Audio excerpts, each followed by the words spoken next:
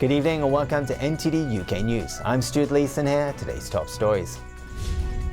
Prime Minister Boris Johnson meets US President Joe Biden in Cornwall, and Northern Ireland is on the agenda. Health Secretary Matt Hancock defends his handling of the pandemic, denying claims made by the Prime Minister's former advisor. And an Ofsted report says sexual harassment has become normalised for school children.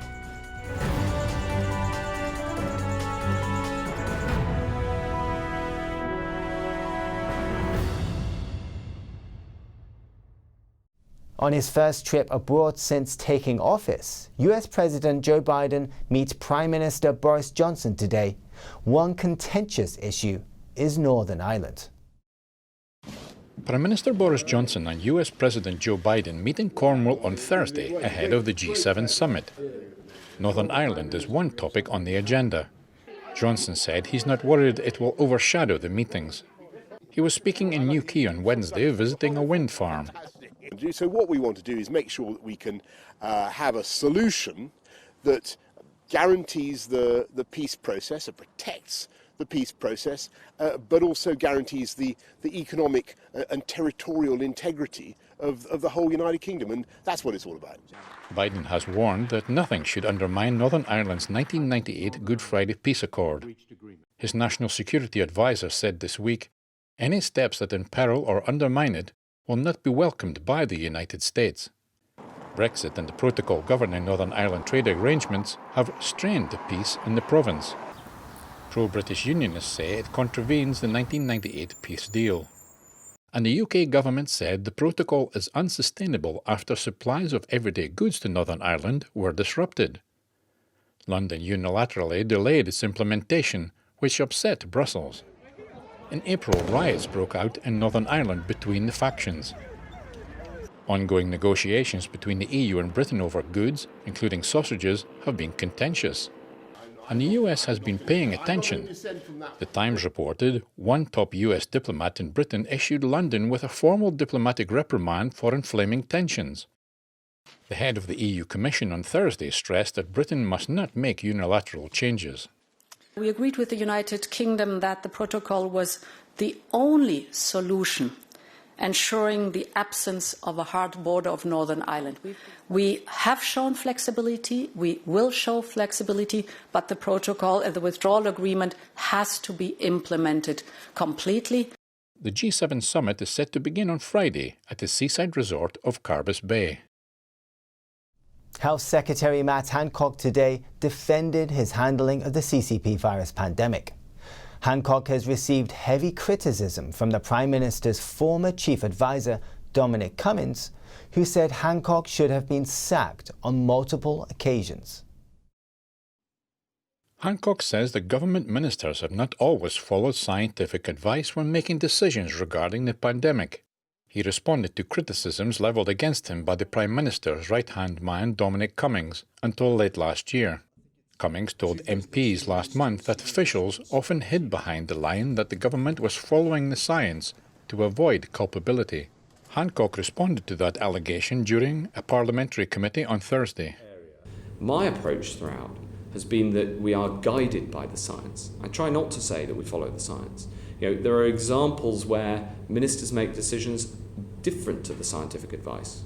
He gave an example from right back at the start of the pandemic when passengers arrived from China. One example is that when we brought back people from Wuhan in January, I was advised that they should be asked to go home and isolate. And I said no, they need to quarantine.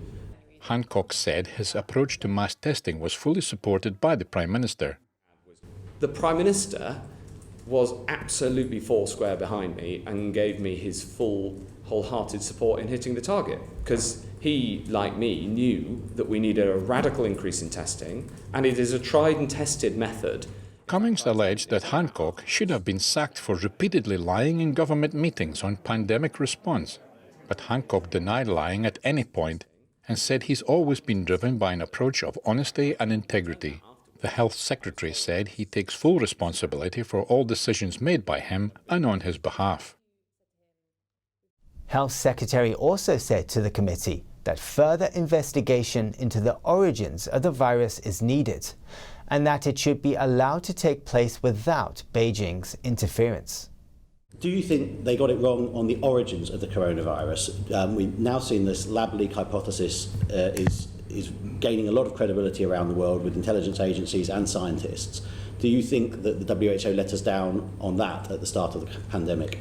Well, I don't know, and nobody knows. I know the clinical advice, and that is public, but I think it is vital that we have a fully independent investigation in China into finding out all we can about this, and that is allowed to happen unencumbered. Hancock said reform was needed of worldwide systems to investigate other diseases in the future.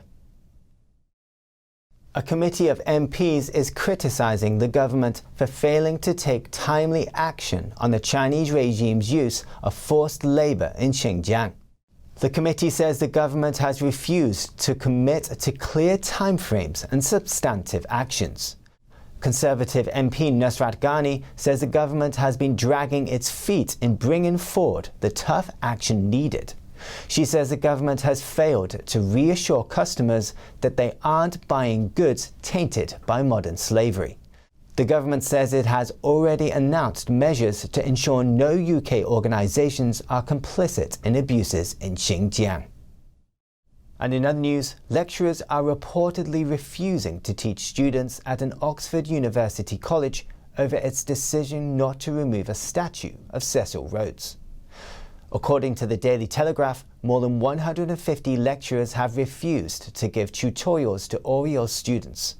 They also reportedly pledged to withdraw from all college events and stop interviewing students.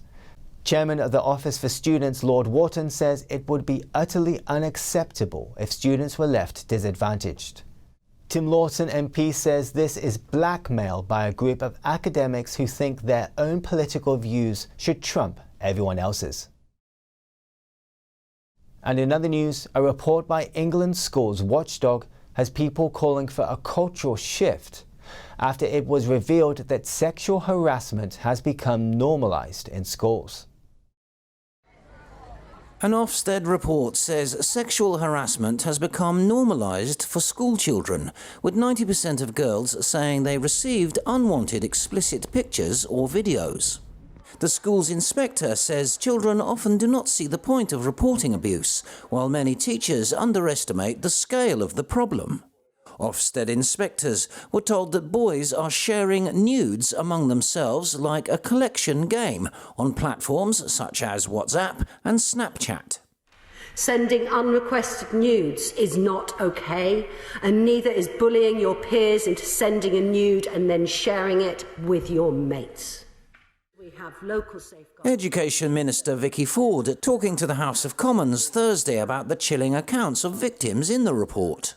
The review found evidence suggesting access to technology and the sharing of inappropriate images and videos are also issues in primary schools. Ofsted Chief Inspector Amanda Spielman says this is a cultural issue. It's about attitudes and behaviours becoming normalised. Spielman says schools and colleges can't solve the problem by themselves. Ford called on the government and the public to join educators in bringing a change to society.